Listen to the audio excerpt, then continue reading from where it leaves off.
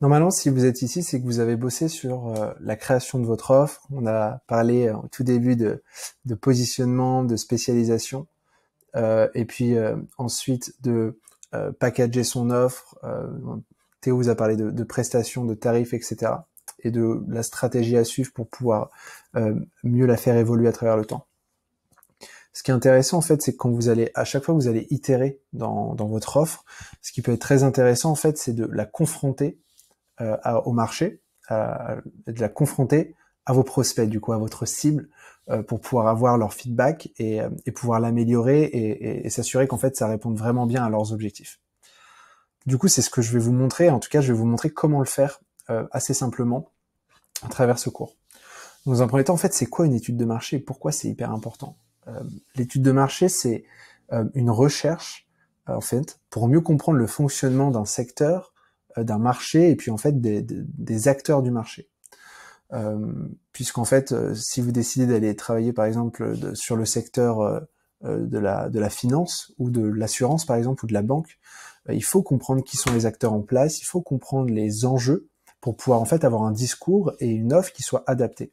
Et donc vous pouvez bien sûr travailler dans votre coin à faire une offre avec plein d'hypothèses et vous dire ah, je pourrais faire ça, et le client il sera trop content, et après bam bam bam, et c'est sûr. Et en fait, le moment où vous allez vouloir vendre cette offre, et peut-être que votre cible elle va se dire mais attendez, moi j'ai pas du tout besoin de ça, hein, ça m'intéresse pas du tout, non merci. Et du coup l'idée c'est de pas aller trop loin dans le processus de création et de pouvoir directement en fait dès que vous avez une version 1 assez structurée, de pouvoir la confronter. Et du coup dans cette partie on va aller la confronter à un acteur qui est l'acteur principal en final, hein, c'est votre cible. Et donc l'objectif, ça va être de lui poser un maximum de questions pour à la fois mieux comprendre qui elle est, comment est-ce qu'elle fonctionne, etc. Comprendre aussi comment la démarcher, et puis aussi essayer d'avoir des informations pour mieux la convertir. Donc pour ça, on va mettre une stratégie en place. L'objectif qu'on a, c'est d'obtenir du coup des calls avec des entreprises dans notre cible, et du coup avec imaginons que moi ma cible c'est des responsables marketing, donc mon objectif c'est d'obtenir des calls avec des responsables marketing pour confronter mon offre et l'améliorer. Du coup, quelle approche est-ce que je peux avoir pour les contacter, sachant qu'ils n'ont pas forcément le temps, ils ont d'autres chats à fouetter que de s'occuper de moi.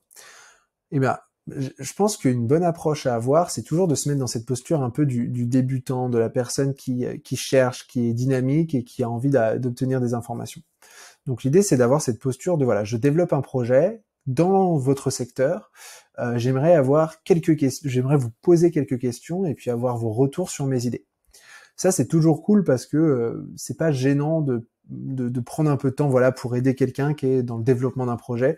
Je pense qu'on est tous assez ouverts à ce genre, voilà, de démarche. Et donc du coup, c'est une approche qui fonctionne généralement assez bien pour décrocher des calls. Et du coup, la tactique pour y parvenir, ça va être d'envoyer un message privé, par exemple sur LinkedIn, ou un email, hein, suivant les contacts que vous avez. Donc prenons un exemple. Alors,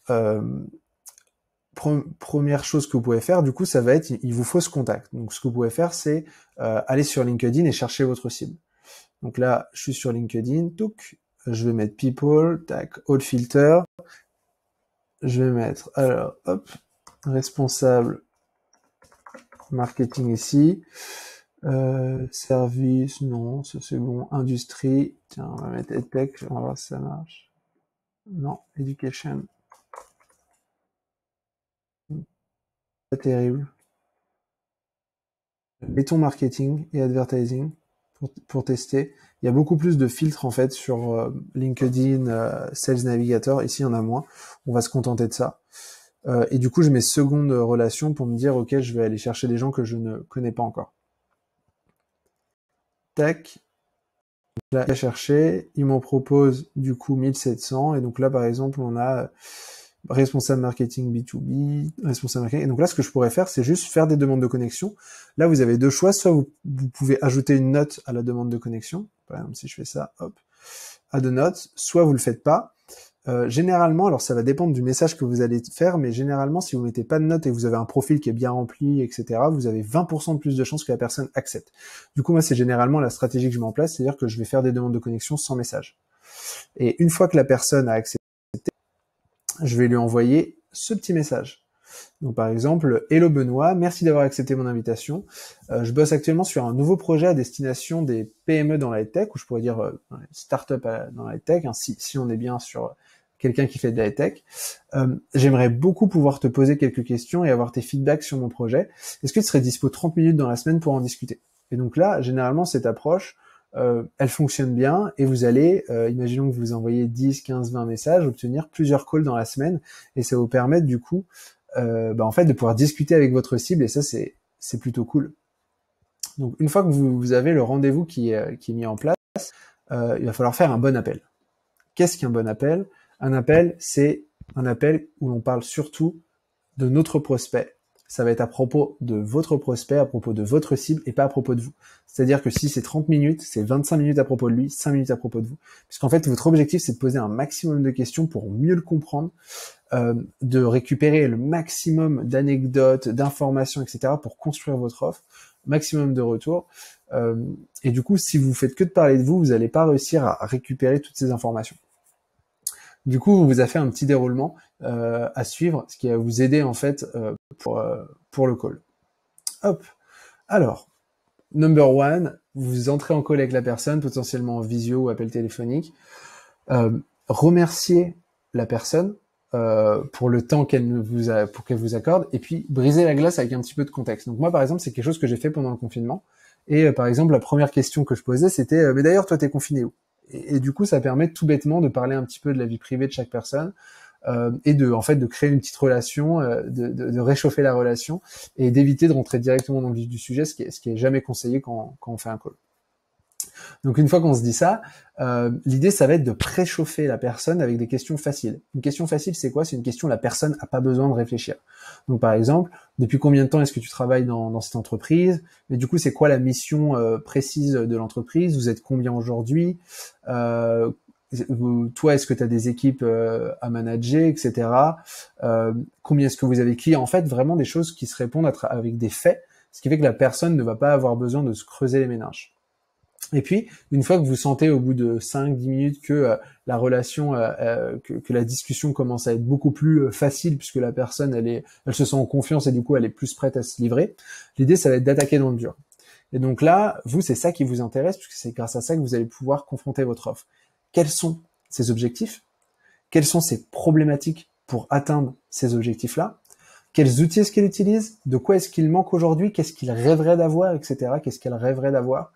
Et du coup, l'idée, ça va vraiment être à ce moment-là où il va falloir prendre des notes et vraiment comprendre dans son quotidien ce responsable marketing ou cette responsable marketing, dans mon cas, quelles sont ces problématiques, de quoi est-ce qu'elle a besoin et du coup, comment est-ce que vous pourriez l'aider? Quels sont les trous dans la raquette que vous pourriez combler? Et puis en fait, généralement, ce qui se passe, c'est qu'au bout de 15-20 minutes de discussion, la personne, si vous lui posez plein de questions, va forcément finir par s'intéresser à vous. En fait, c'est une évidence, c'est-à-dire que vous pouvez, une personne quand vous intéressez beaucoup, en fait, il y a ce principe de réciprocité en psychologie, où en fait, vous allez donner des questions, etc., etc., et en fait, elle va vous le rendre à la fin et dire, mais en fait, mais toi, du coup, tu fais quoi et c'est quoi ton projet? Tu me parlais d'un projet à la base, etc. Et donc là, l'idée, ça va être de pitcher votre offre.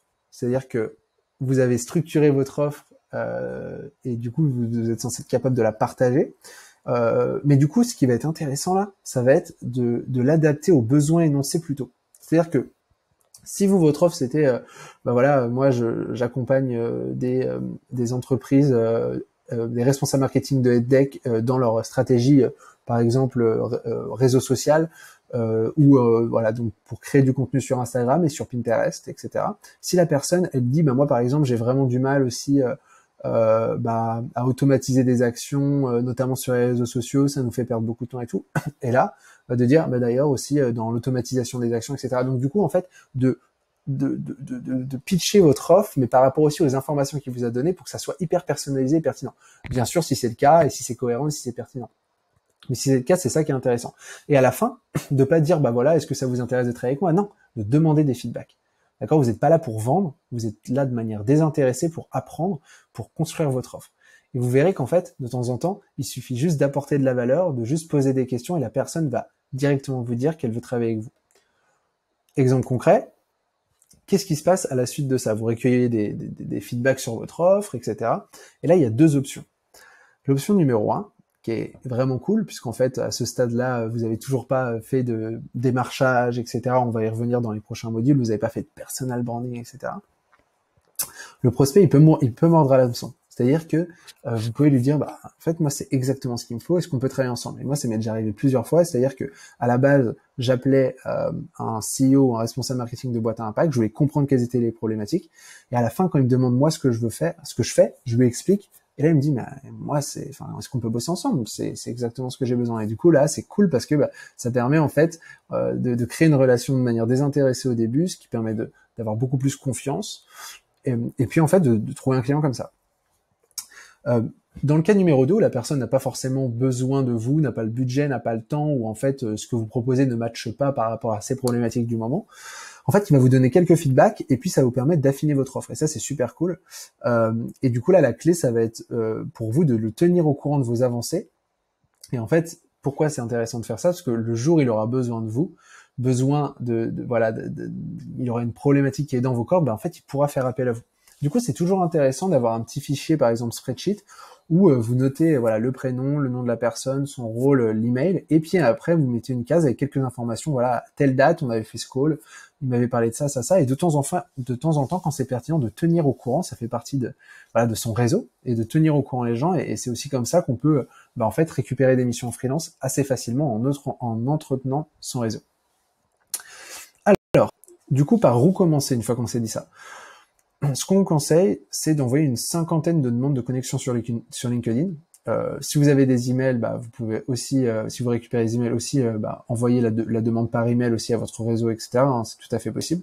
Mais du coup, de jongler entre les deux, entre des introductions, votre réseau, mais aussi des gens que vous connaissez pas du tout, c'est quand même cool comme exercice. Enchaîner les calls d'études de marché. Donc l'idée, ça va être vraiment de pouvoir avoir énormément d'informations sur votre marché, comment est-ce que ça fonctionne, les problématiques, les besoins, ça va vous nourrir, ça vous permettre vraiment d'affiner votre offre.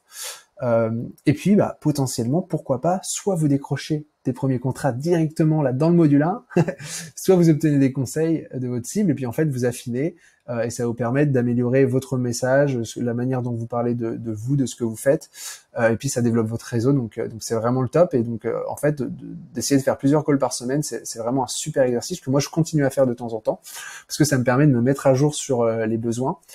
Et puis de développer le réseau, et pourquoi pas de temps en temps, quand moi ça m'intéresse, de prendre une mission ou de prendre un accompagnement en plus. Donc ça fonctionne vraiment super bien. Donc voilà, je vous laisse là-dessus.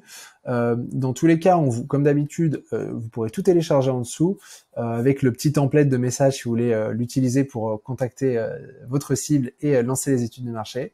Voilà, donc je vous laisse là-dessus. Je vous souhaite de super appels, plein d'informations trop cool et puis potentiellement des belles futures collaborations. Et on se retrouvera dans un prochain cours pour parler d'un autre sujet pour vous aider à encore mieux structurer votre offre. Allez, à tout à l'heure.